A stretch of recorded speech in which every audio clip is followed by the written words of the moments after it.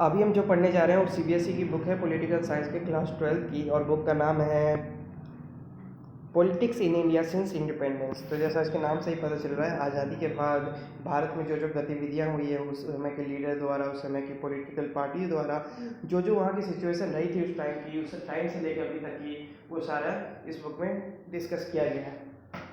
Book में total 9 chapter है, और जो सबसे पहला चैप्टर है वो है चैलेंजेस ऑफ नेशन बिल्डिंग।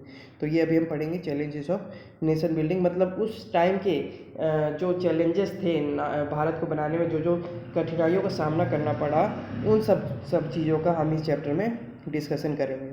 और ये जो फोटो आप देख रहे हैं इसके बारे में दिया गया, ब्रीफ डिस्कशन दिया गया कि Hindus and Muslims in Calcutta in 1947 mark the end of communal violence by jointly flying the flags of India and Pakistan from trucks patrolling the city.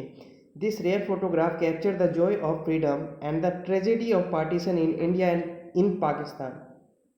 तो उस समय हो क्या रहा था कि जब दोनों देश अलग अलग हो रहे थे, जब हिंदू मुस्लिम लड़ाई करने लगे थे कि दोनों को अलग अलग देश चाहिए, अलग अलग देश की जब मांग उठने लगी, तो वहाँ पे दंगे स्टार्ट हो गए। मतलब पूरे भारत में दंगे स्टार्ट हो गए। जहाँ मुस्लिम मेजोरिटी ज़्यादा थी वहाँ पर हिंदुओं को मारा गया, जहाँ हिंदू मेजोरिटी ज़्यादा थी वहाँ पे मुस्लिम को मारा गया। तो इन सब को मद्देनज़र रखते हुए फाइनली दोनों देशों को एक देश को दो भागों में डिवाइड कर दिया गया, जिसका नाम दिया गया पाकिस्तान और इंडिया, जो कि हम सबको पता है। तो उस टाइम पे जो लोग खुश हुए थे तो उन्होंने एक साथ होकर यहाँ पे झंडा फहराया था। ये दो चीज़ें दर्शाती हैं। सबसे पहला ये दर्शाता है कि उस समय जो लोग मांग कर रहे थे दो अलग अलग देश की, वो सक्सेस हो गए थे, दोनों दो अलग अलग देश बन गए थे। और सेकंड ये था कि आखिरी बार मिल रहे थे, तो एक काफ़ी ट्रेजेडी भरा टाइम इनके लिए रहा होगा कि एक साथ आखिरी बार ये एक साथ सामने आए थे। अब इस बुक में क्या क्या, इस चैप्टर में क्या क्या है, सबसे पहले ये लिखा हुआ है यहाँ पर, in this chapter the first few years in the life of independent India were full of challenges. Some of the most pressing ones concerned national unity and territorial integrity of India. We begin the story of politics in India since independence by looking at how three of these challenges of nation building were successfully negotiated in the first decade after 1947।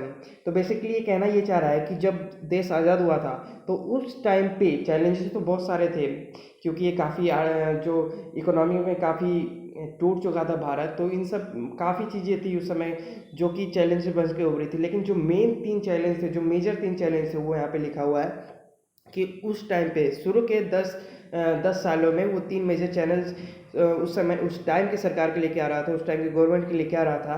First challenge था freedom came with partition which resulted in large scale violence and displacement and challenged the very idea of a secular India. Second one, the integration of the princely states into the Indian Union needed urgent resolution. And the third and the last, the internal boundaries of the country needed to be drawn afresh to meet the aspiration of the people who spoke different languages. तो शुरुआत में जो 3 challenge थे वो क्या थे। सबसे पहला तो ये था कि जो वायलेंस जो दंगे फसाद शुरू हो गए थे उस समय देश को अलग करने की मांग के लिए, उसमें काफ़ी नुकसान भी पहुंचाया गया था। काफ़ी आर्थिक स्थिति से नुकसान पहुंचा था, काफ़ी नुकसान पहुंचा था। उस समय लगभग 5 लाख से 10 लाख लोग जो है 5 लाख से 10 लाख के लोग के बीच में 10 लाख की आबादी में लोगों की मौत हो गई थी, और लगभग 50 से 70 लाख उस समय बेघर हो गए थे। तो वायलेंस जो है वो काफ़ी बड़ी चुनौती बन गई थी सरकार के लिए। पहला ये था। सेकंड ये था कि जो प्रिंसली स्टेट है, जो उस टाइम पे क्या होता था कि राजा महाराजा अपने अपने छोटे छोटे जो क्षेत्र हैं उस पर शासन किया करते थे। उनका एक छोटा छोटा एरिया हुआ करता था। उस टाइम पे ज़्यादा बड़ा एरिया नहीं था। हाँ, कुछ चुनिंदा राजा थे, वो क्या थे, वो उनका थोड़ा बड़ा एरिया था। तो ये सारे जो प्रिंसली स्टेट, इन्हें प्रिंसली स्टेट कहते हैं, तो इनको सरकार के ऊपर बड़ी चुनौती थी कि देश की आज़ादी के बाद इनको भारत में मिलाना था। अगर ये भारत में नहीं मिलता तो यूरोप जैसे छोटे छोटे देशों में बटा हुआ है, वैसे भारत भी आज छोटे छोटे देशों में बट चुका होता। और थर्ड ये था कि उस समय जो लोग थे वो ये मांग करने लगे थे कि जिस एरिया में जो सी भाषा बोली जाती है उसी के हिसाब से उन्हें एक नया राज्य बना के दिया जाए। तो ये 3 जो है भारी चैलेंज सरकार को सामना करना पड़ा। आगे लिखा है, in the next 2 chapters we shall turn to our kinds of challenges faced by the country in this early phases. उसके बाद चैप्टर स्टार्ट हो जाता है, चैलेंजेस ऑफ नेशन बिल्डिंग। तो वही है कि राष्ट्र को बनाने में क्या क्या चैलेंजेस का, कि किन किन चुनौतियों का हमें सामना करना पड़ा। फर्स्ट चैप्टर है challenges for the new nation. At the hour of midnight on 14 to 15 August 1947, India attained independence. Jawaharlal Nehru, the first Prime Minister of Free India, addressed a special session of the Constitution Assembly that night. This was the famous Trust with Destiny speech that you are familiar with. This was the moment Indians had been waiting for. You have read in your history textbooks that there were many voices in our national movement, but there were two goals almost everyone agreed upon. One, that after independence we shall run our country through democratic government, and the second one, that the government will be run for the good of all, particularly the poor and the socially advanced group. Now that the country was independent, the time had come to realize the promise of freedom. तो ये होता है कि 14-15 अगस्त को जो भारत के प्रधानमंत्री, पहले प्रधानमंत्री बनाए जाते हैं, वो जवाहरलाल नेहरू को बनाया जाता है। हालांकि ये परमानेंट नहीं थे, ये टेम्पररी थे, क्योंकि उस समय चुनाव तो हुआ नहीं था, इलेक्शन नहीं था, तो सबने लोगों ने मिलके इनको जवाहरलाल नेहरू को प्रधानमंत्री बना दिया था। 14 से 15 अगस्त 1947 के दिन ही इन्होंने एक कमेटी गठन की थी, जो थी कॉन्स्टिट्यूशन असेंबली। तो ये जो कमेटी गठन इन्होंने किया था जवाहरलाल नेहरू ने, और भी बहुत सारे थे लोग जो इन्होंने कॉन्स्टिट्यूशन असेंबली गठन किया था, इनका काम था कि देश को कैसे चलाना है, उसके लिए एक संविधान बनाना जरूरी था कि वो देश किस तरीके से चलाया जाए। तो उसके लिए जो संविधान चाहिए था, उसको बनाने के लिए कॉन्स्टिट्यूशन असेंबली का निर्माण किया गया। उसके बाद क्या होता है, आज़ादी होने पर लोगों को ये तो पता था कि अगर आज़ादी हो गई तो चैलेंजेस बहुत थे, लेकिन जो सब जिस चीज़ पे एग्री हुए वो 2 चीज़ थी। सबसे पहला तो ये कहा गया कि भारत एक लोकतंत्र देश बनेगा अगर आज़ाद हुआ तो, मतलब यहाँ पे जो नेता हैं उनको बनाने की शक्ति यहाँ के लोगों के हाथ में दी जाएगी। और सेकंड ये था कि यहाँ पे जो भी गरीब वगैरह हैं और जो भी आर्थिक रूप से कमज़ोर हैं, उनको सरकार मदद मुहैया करवाएगी। उसके बाद आगे चलते हैं, this was not going to be easy. India was born in very difficult circumstances, perhaps no other country by then was born in a situation more difficult than that of India in 1947. Freedom came with the partition of the country. The year 1947 was a year of unprecedented violence and trauma of displacement. It was in the situation that independent India started on its journey to achieve several objectives. Yet the turmoil that occupied independence did not make our leaders lose sight of the multiple challenges that face the new nation. तो उस time पे क्या कहा जा रहा है, उस time पे कहा जा रहा है कि this was not going to be easy, India was. तो इसमें ये कहा जा रहा है कि जो बाकी देश भी जैसे पहले आज़ाद हुए थे, तो उस बाकी देशों की तुलना में अगर हम भारत की बात करें, तो भारत काफ़ी चुनौती से भरा हुआ था उस टाइम पे। और यहाँ के नेता, यहाँ के जो लीडर थे, उनको काफ़ी चीज़ों का सामना करना था। लेकिन बाकी देशों में ऐसा कुछ नहीं था। बाकी बहुत सारे भी देश ऐसे थे जो आर्थिक रूप से कमज़ोर नहीं हुए थे और आज़ाद हो गए थे, और उन्होंने अपने आप को संभाल लिया था।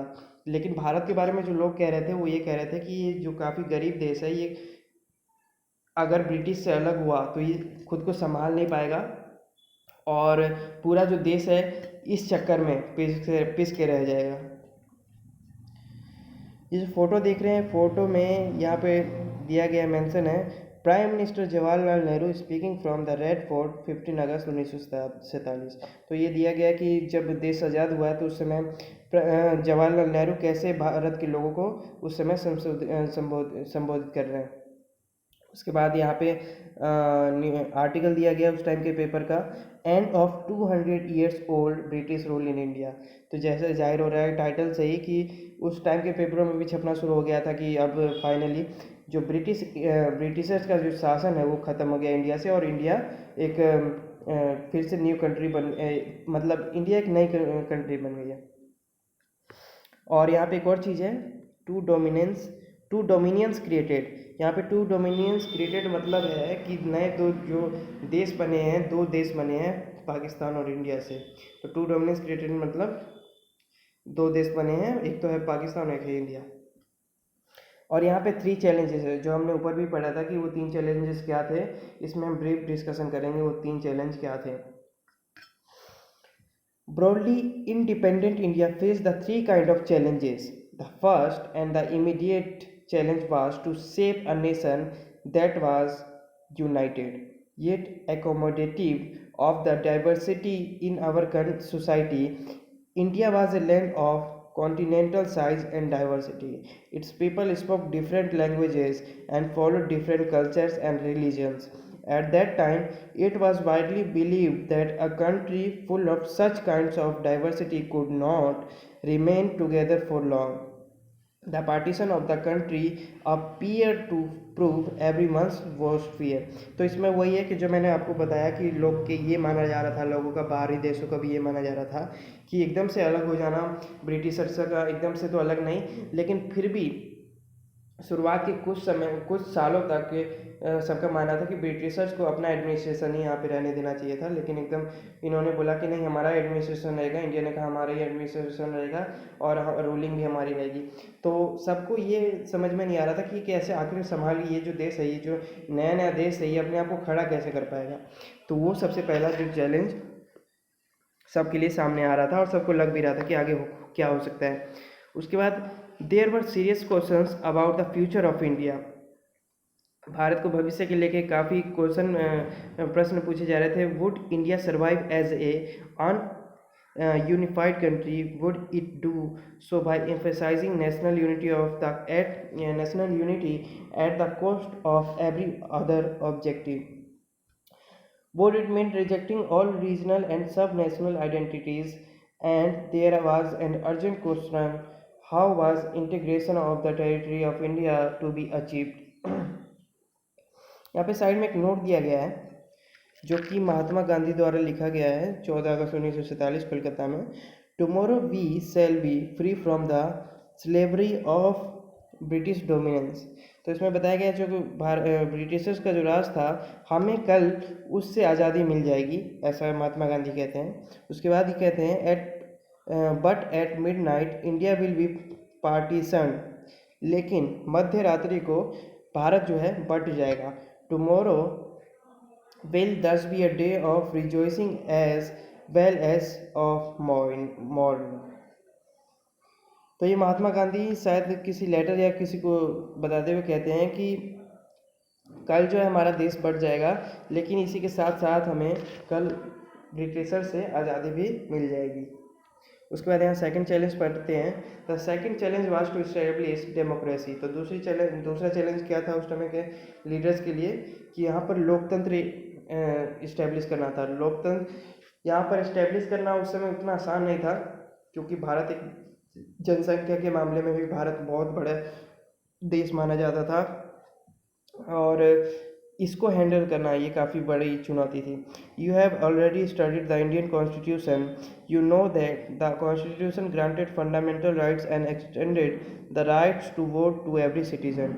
India adopted representative democracy based on the parliamentary form of government.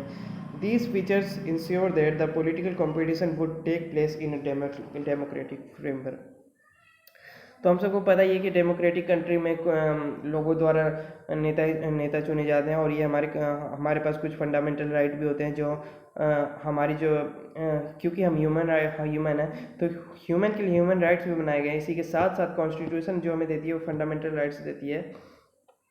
तो इससे हमारी सिक्योरिटी बढ़ जाती है कि हमारे पास ये चीज़ें, हमारे पास ये राइट है और ये हम यूज़ कर सकते हैं, जैसे हम अपने वोट से यहाँ के इस देश के नेता को चुन सकते हैं। ये हमारे पास फंडामेंटल राइट्स ऐसे बहुत सारे रहते हैं।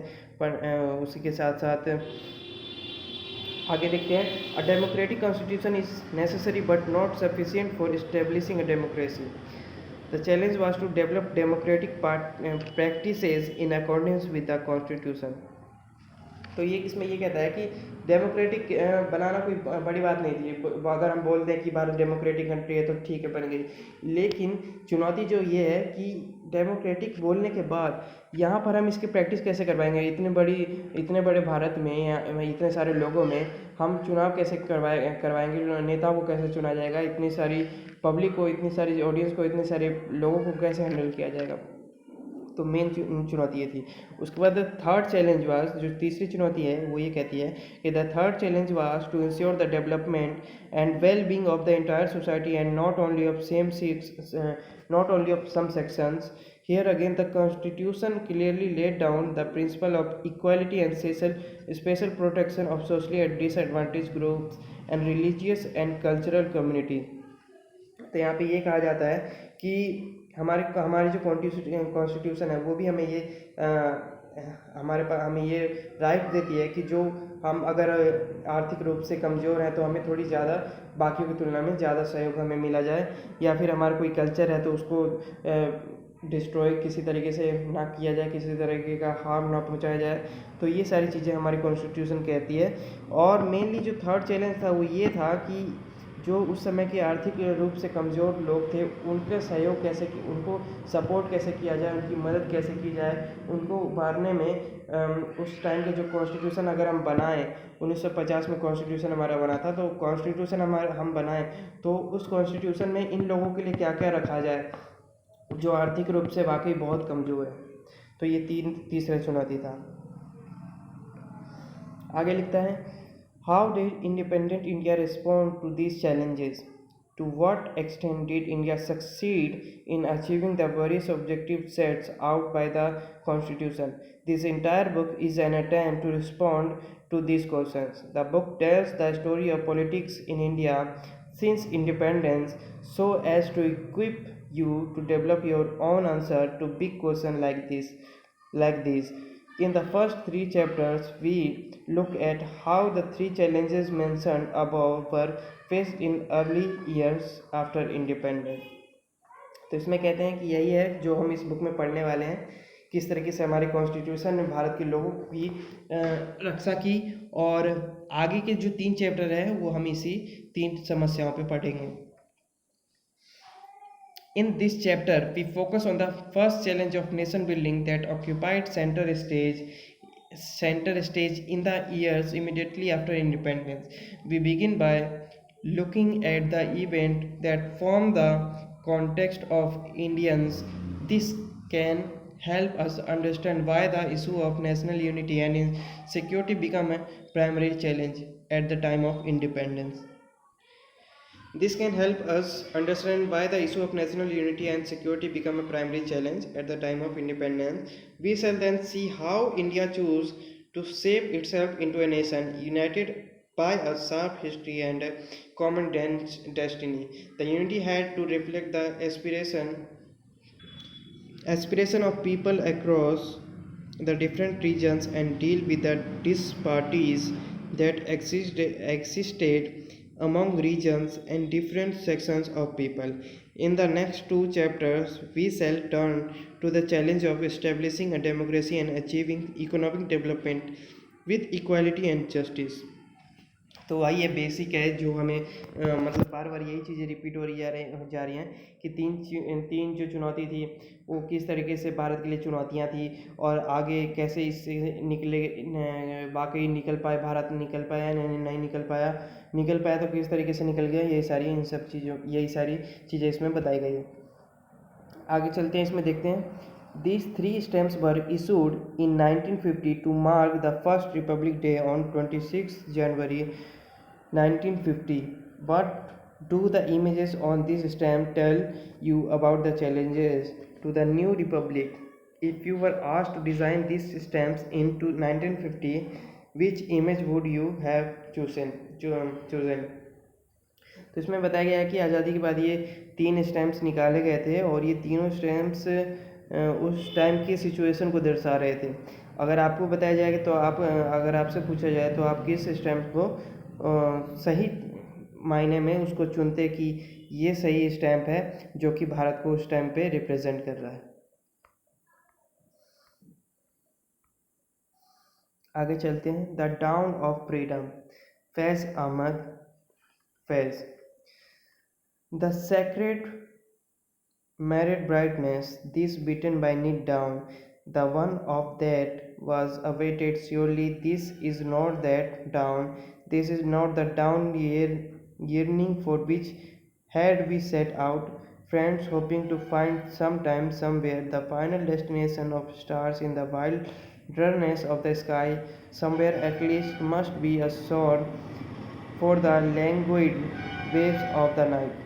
Somewhere at least must anchor the sad boat of the heart. तो ये एक तरीके से एक उर्दू पोएम है और यहाँ पे लिखा भी है नीचे, translation of an extraction from Urdu poem Subh e Azadi.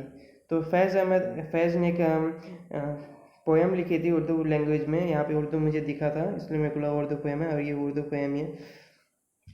तो इसमें कहते हैं कि उस टाइम की जो सिचुएशन थी उसको मद्देनज़र रखते हुए उस टाइम पे फैज़ अहमद फैज़ ने, और ये जो है फ़ोटो है ये फैज़ अहमद फैज़ की है, तो इन्होंने वो कविता लिखी थी। आगे चलते हैं। इसमें ये जो मैसेज है ये मोहम्मद जिन्ना ने दे रखा है और यहाँ लिखा है नीचे, Mohammad Ali Jinnah, presidential address to the constituent assembly of Pakistan at Karachi 11 August 1947। इनमें ये कहते हैं, we should begin to work in that spirit, and in course of the time all these angularities of the majority and minorities community, the Hindu community and the Muslim community, because even as regard Muslim you have Pathans, Punjabis, Shias, Sunnis and so on, and among the Hindus you have Brahmins, Vaisyas, Kshatriya, also Bengalis, Madrasis and so on will vanish. You are free. You are free to go to your temples. You are free to go to your mosque or to any other place of worship in this state of Pakistan. You may belong to any religion or caste or creed. That has nothing to do with the business of the state. तो इसमें मोहम्मद अली जिन्ना बहुत ही अच्छी बात कहते हैं कि आज से जो है हमारा देश आज़ाद हो गया है और जो भी ये हिंदू मुस्लिम जो पहले बटे हुए थे, मुस्लिम कई कैटेगरी में बैठे थे जैसे पठान, पंजाबी, सिया, सुन्नीस, तो अब वो सब मायने नहीं रखते। उसी तरीके से जो हिंदू बटे हुए थे ब्राह्मण, वैश्य, शूद्र, क्षत्रिय में, तो ये सभी मायने नहीं रखते। आप सभी जो जिनको जिस चीज़ की इच्छा है वो भारत में रह सकते हैं, जैसे मर्जी रह सकते हैं और जौन से धर्म को अपनाना चाहे अपना सकते हैं। जिस मंदिर, कोई मंदिर में जाना चाहे तो जा सकता है, कोई मस्जिद में जाना चाहे तो जा सकता है। हम जो स्टेट है इसको आपसे आपकी इच्छाओं से कोई लेना देना नहीं रहेगा, या ना ही आपको किसी प्रकार का नुकसान पहुंचाएगा।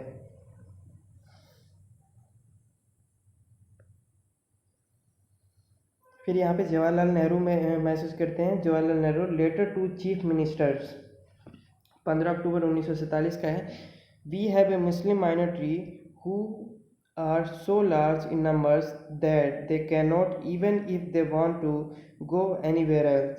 That is a basic fact about which there can be no argument. तो इसमें जवाहरलाल नेहरू ये कह रहे हैं स्टार्टिंग में कि भारत में मुस्लिम माइनॉरिटी जो है, जो कम अल्पसंख्यक है मुस्लिम यहाँ पर भारत में, वो अल्पसंख्यक होने के बावजूद इतनी जनसंख्या में इतनी है कि वो चाह कर भी किसी और जगह पर सेटल नहीं हो सकती। तो वो भारत में ही रहेगी, वो तो हमें मान लेना चाहिए और इस पर हमें कोई बहस नहीं करनी चाहिए। आगे कहते हैं, whatever the provocation from Pakistan and whatever the indignities and on horrors inflicted on non-Muslim there, we have got to deal with this minority in a civilized manner. देखिए, भारत के साथ, भारत के लोगों के साथ, मतलब हिंदुओं के साथ जो जो पाकिस्तान ने किया वो सब हमें मद्देनज़र रखते हुए और उन सब का बदला हम जो भारत में मुस्लिम हैं इस पे हम नहीं निकालेंगे। ये हमारे जो मुस्लिम हैं ये हमारे नागरिक हैं, हम एक हैं। We must give them security and the rights of citizen in a democratic state. और आगे कहते हैं कि हम सभी को, सभी अल्पसंख्यक हो, मुस्लिम हो या कोई भी हो, हम सबको एक ही राइट, सबको एक जैसा राइट देंगे और सबको एक समान नागरिक मानेंगे। If we fail to do so, अगर हम ऐसा करने में असफल रहते हैं, we shall have a festering sore which will eventually poison the world body politic and probably destroy. अगर हम ऐसा करने में असमर्थ रहते हैं तो ये एक जहर समान काम करेगा, जो पॉलिटिक्स जो राजनीति का शरीर है वो पूरे शरीर में फैल जाएगा और तबाह कर देगा, मतलब राजनीति को तबाह कर देगा। आगे चलते हैं। Partition, displacement and rehabilitation. On 14-15 August 1947, not one but two nation states came into existence। तो 14-15 अगस्त 1947 को एक देश नहीं, दो देश आज़ाद हुए थे और दो देशों का निर्माण हुआ था, इंडिया एंड पाकिस्तान। कौन सी वो दोनों देश कौन से थे? एक था इंडिया और दूसरा Pakistan. This was a result of partition. ये परिणाम था विभाजन का, दो देशों के विभाजन का। The division of British India into India and Pakistan. और फाइनली हुआ क्या था, जो ब्रिटिश इंडिया थी वो दो देशों में बट गई थी, इंडिया और पाकिस्तान में। The drying of the border demarcating the territory of each country marked the culmination of political developments that you have read about in the history textbooks. According to the two nation theory advanced by the Muslim League, तो इसमें main बात एक ध्यान में रखनी चाहिए आपको कि जो टू नेशन थ्योरी थी इसको बढ़ावा दिया गया और काफ़ी सपोर्ट किया गया, और किसके द्वारा किया गया? मुस्लिम लीग के द्वारा किया गया था। India consisted of not one but two people, Hindu and Muslims. That is why it demanded Pakistan, a separate country for the Muslim. The Congress opposed this theory and the demand for Pakistan। तो यहाँ पर बहुत ही important line है कि the Congress oppose this theory and the demand for Pakistan. तो जब मुस्लिम league ये ध्यान में रखती है कि भारत में दो तरीके के लोग ज़्यादा मेजोरिटी में है, सामने आ रहे हैं, तो है मुस्लिम है और दूसरे जो हैं हिंदू हैं। तो मुस्लिम लीग काफ़ी पहले समझ गई थी कि मुस्लिमों को जो है या तो उनको ये डर रहा होगा कि अगर, क्योंकि मेजोरिटी में हिंदू हैं तो शायद उन्हें रूलिंग पावर ना मिले, क्योंकि मेजोरिटी हिंदू की ज़्यादा होने का कारण हमेशा जो डेमोक्रेटिक कंट्री में क्या होता है, वोटिंग सिस्टम होता है। और जब वोटिंग सिस्टम में क्या चाहिए? मेजोरिटी चाहिए। जिसके पास मेजोरिटी है वही अपनी गवर्नमेंट बनाती है। तो मुस्लिम लीग को अगर ऐसा लगा होगा कि वो माइनॉरिटी होने के कारण वो कभी भी यहाँ पे एक अच्छे पोस्ट पे, जैसे कि मोहम्मद अली जिन्ना प्राइम मिनिस्टर बनना चाहते थे, तो शायद उनको लगा हो कि अगर वो एक मेजोरिटी कंट्री में रहते हैं जहाँ पे उनसे मेजोरिटी में हिंदू है, तो वहाँ पे ये कभी भी एक प्राइम मिनिस्टर नहीं बन पाएंगे या कोई अच्छे पोस्ट पे नहीं रह पाएंगे। और या दूसरा कारण ये है, या तो ये मुस्लिम की सेफ्टी चाहते होंगे, इसलिए उन्होंने दूसरी कंट्री का निर्माण किया। तो जब मुस्लिम लीग ने प्रस्ताव रखा था दो कंट्री का, द टू नेशन थ्योरी, तो जो कांग्रेस पार्टी थी उस टाइम की, तो वो इसके खिलाफ थी और उन्होंने इस डिमांड को, पाकिस्तान की डिमांड को, कि अगर पाकिस्तान में कोई देश बनेगा उसको खारिज कर दिया था, इन्होंने सपोर्ट नहीं किया था। But several political developments in 1940s, the political competition between the Congress and the Muslim League and the British rule led to the decision for the creation of Pakistan। तो उसके बाद काफ़ी परिस्थितियाँ ख़राब हो गई थी, लोगों के बीच में दंगे हुए थे। ब्रिटिश रूल ने काफ़ी, ब्रिटिश का भी रोल था इसमें, उन्होंने समझाया था कि ठीक है, आप दोनों को दो कंट्री बना लेनी चाहिए, दोनों को डिवाइड, अपना अपना हिस्सा ले लेना चाहिए। प्रोसेस ऑफ पार्टीशन, तो बंटवारे का तरीका क्या था, आगे हम पढ़ते हैं। Thus it was decided that was till then known as India would be divided into two country. अच्छा, ये वीडियो ज़्यादा लंबी हो जाएगी, इसलिए हम काम करते हैं, आधे घंटे की वीडियो लगभग हो चुकी है, हम सेकंड पार्ट में प्रोसेस ऑफ पार्टीशन पढ़ेंगे। तब तक के लिए धन्यवाद।